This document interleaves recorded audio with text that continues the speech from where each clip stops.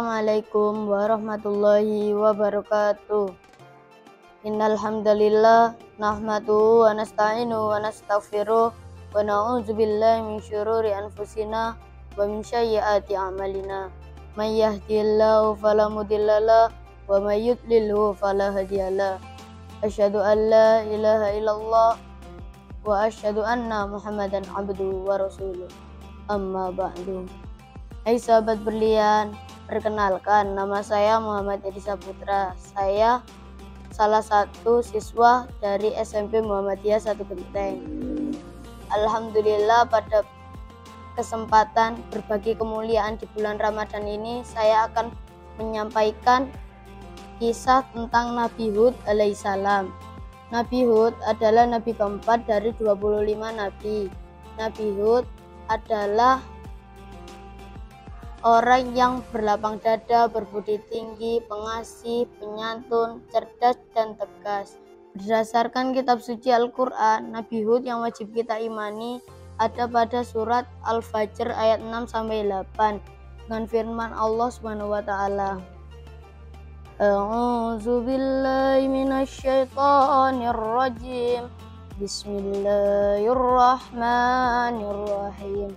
Alam tara kaifa fa'ala rabbuka bi'ad irama zatil 'imad allati lam yukhlaq misluha fil bilad. Artinya, tidakkah engkau Muhammad memperhatikan bagaimana Tuhanmu berbuat terhadap kaum Ad, yaitu penduduk Iram, ibu kota kaum Ad, yang mempunyai bangunan-bangunan yang tinggi yang belum pernah dibangun di negeri-negeri lain. Pada ayat tersebut dijelaskan bahwa Nabi Hud hidup di antara kaum Ad yang tinggal di daerah dengan nama Al-Ahqaf atau yang kini berada di utara Hadramaut, Yaman.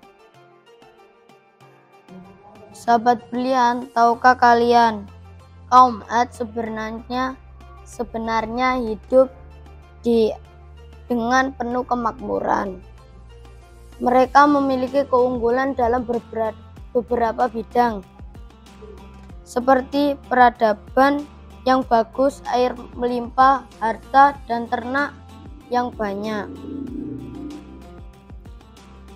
Kendati demikian, kaum ini justru mengingkari terhadap adanya Allah Subhanahu wa taala. Mereka menyembah berhala. Berhala tersebut dianggap sebagai pemberi kebahagiaan oleh kaum Ad. Selain itu, bisa untuk menjadi alat untuk menolak segala kejahatan atau musibah. Kemudian Allah Subhanahu wa taala mengutus Nabi Hud untuk memberikan dakwah. Bukannya diterima ajaran yang disampaikan sang nabi agar kaum Ad kembali menyembah Allah Subhanahu wa taala, malah ditolak mentah-mentah. Mereka justru menentang Nabi Hud untuk membuktikan upayanya. Kaum Ad ingin adanya azab dari Sang Maha Pencipta sebagai bukti.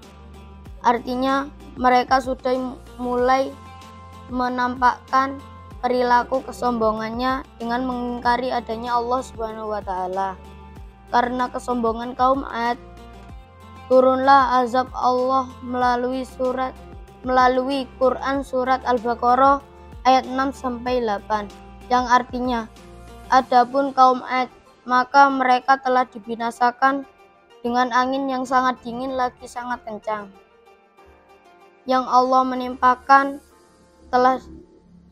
menimpakan itu kepada mereka selama 7 malam dan 8 hari terus menerus.